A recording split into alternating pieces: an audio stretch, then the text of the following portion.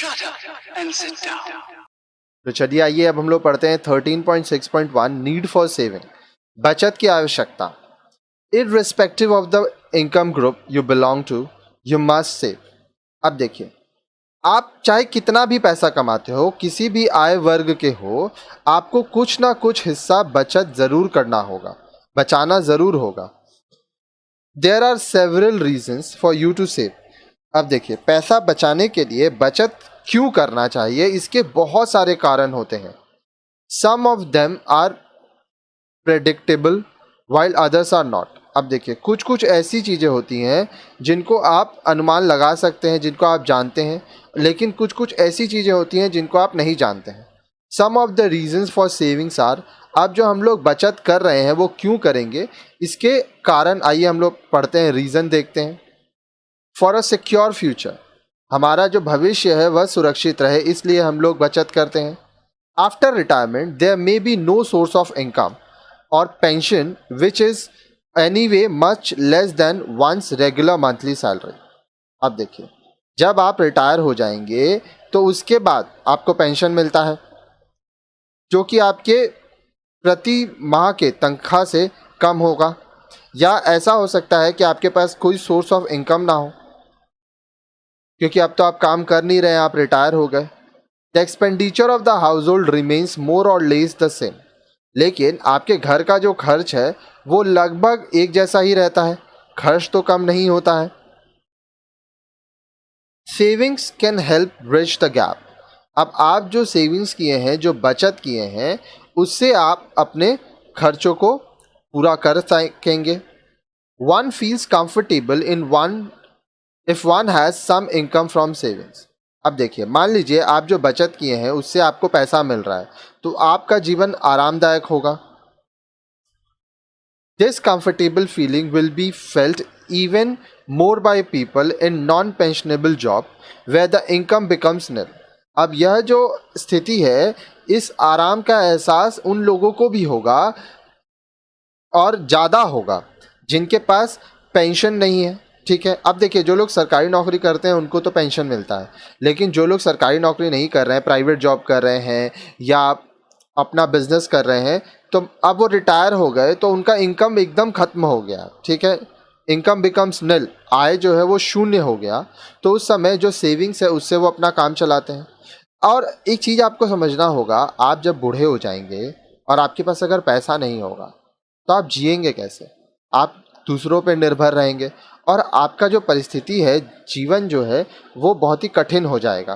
क्योंकि आप ये देखिए, आपके पास जो पैसा रहेगा उससे आप जो सम्मान का ज़िंदगी जी सकते हैं वह आप किसी दूसरे के ऊपर नहीं जी सकते। अब चाहे वो आपका बेटा ही क्यों ना हो, आपकी बेटी ही क्यों ना हो, देखिए, आप खुद स्ट्रांग रहेंगे तब लोग आपकी इज्जत करेंगे। फॉर मीटिंग इमरजेंसीज, अब देखिए, बहुत सारा आपात स्थिति आ सकता है, उसका सामना करने के लिए हम लोग को पैसा चाहिए। Someone in your family may suddenly become seriously ill और may meet with an accident. अब आपके परिवार में ऐसा हो सकता है कि अचानक से कोई सदस्य गंभीर रूप से बीमार पड़ जाए, या किसी का एक्सीडेंट हो जाए, कोई दुर्घटना का शिकार हो जाए। In either case the person may require immediate medical attention at home or in hospital। अब कोई भी परिस्थिति हो, ठीक है, तुरंत ही आपको मेडिकल मदद चाहिए होती है, आपको अस्पताल जाना होता है। You need to save for such unforeseen situation. अब इस प्रकार की जो अनदेखी स्थितियां हैं, इसके लिए आपको बचत करना होगा, नहीं तो आप अगर कोई बीमार पड़ गया तो आपको लोगों के सामने हाथ फैलाना होगा और वो बहुत ही डिफ़िकल्ट होगा आपके लिए, बहुत ही पेनफुल होगा। फुलफिलमेंट ऑफ फैमिली गोल्स, अब देखिए, आपके परिवार का जो उद्देश्य है उसको पूरा करने के लिए savings are also required for fulfilling a family's long term goal. अब देखिए, परिवार की किसी इच्छा को पूरा करने के लिए भी आप बचत करते हैं। अब ये लॉन्ग टर्म गोल हो सकता है। For example, some of the goals of your family may be to buy curtain, to provide fancy clothes for the family, to buy a house, a car or a tractor। अब ऐसा हो सकता है, उदाहरण के लिए, आपके परिवार का कुछ जो इच्छाएं होती हैं या ज़रूरतें होती हैं वो इस प्रकार हो सकता है, वो पर्दे बदलना चाहते हैं, ठीक है, या तो वो अपने परिवार के लोगों के लिए नए कपड़ा खरीदना चाहते हैं, या तो वो एक घर खरीदना चाहते हैं, एक कार खरीदना चाहते हैं, या तो वो ट्रैक्टर खरीदना चाहते हैं। तो लोगों का अपना अपना इच्छा होता है, अपनी अपनी आवश्यकता होती है। The former two goals can be achieved fast but not as not much expenditure would be required for them. अब देखिए, पर्दा खरीदना, कपड़ा खरीदना, ये आप जल्दी पूरा कर लेंगे क्योंकि इसके लिए बहुत ज़्यादा पैसा नहीं लगेगा। To buy a house, car और a tractor you would need a large sum of money. अब मान लीजिए आपको घर खरीदना है, कार खरीदना है या ट्रैक्टर खरीदना है, तो इसके लिए आपको बहुत पैसों की आवश्यकता होगी।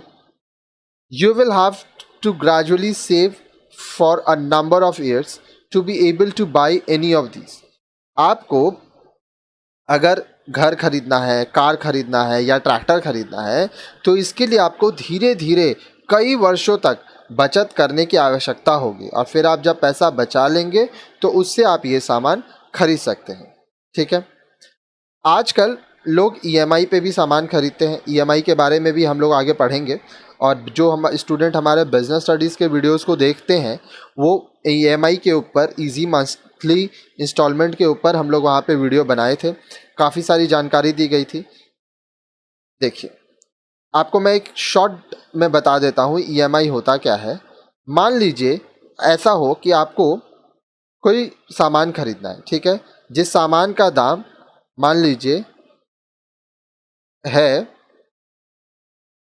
10,000 रुपया, ठीक है। तो आइए मैं यहाँ पे 10,000 लिखता हूँ। अब आपके पास 10,000 नहीं है तो ईएमआई में क्या होगा, 1/3 आप पेमेंट कर दीजिए, मतलब 3,333 रुपया आप पेमेंट कर दीजिए, ठीक है। फिर बचेगा 6,667।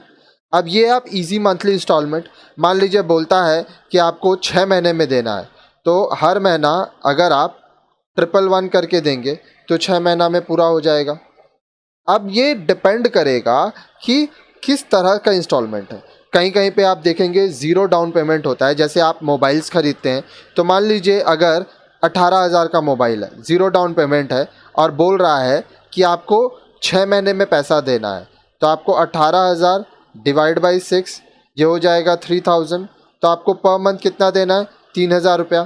तो ये जो 3,000 है ये है आपका ईएमआई, ठीक है। हालांकि सजेशन यही रहेगा कि ईएमआई के चक्कर में ना पड़े, वरना बहुत पछताएंगे। Now to raise the family standard of living. अब हम लोग को जो परिवार का रहन सहन है उसका स्तर बढ़ाने के लिए भी हमें सेविंग्स करना होता है। All of us always want to have more and better things for our house. अब देखिए, ये तो स्वाभाविक है कि हम सभी अपने अपने घरों में अधिक से अधिक और अच्छी चीज़ों को रखना चाहते हैं। Most of the articles which raise our standard of living like washing machine और टेलीविजन आर एक्सपेंसिव।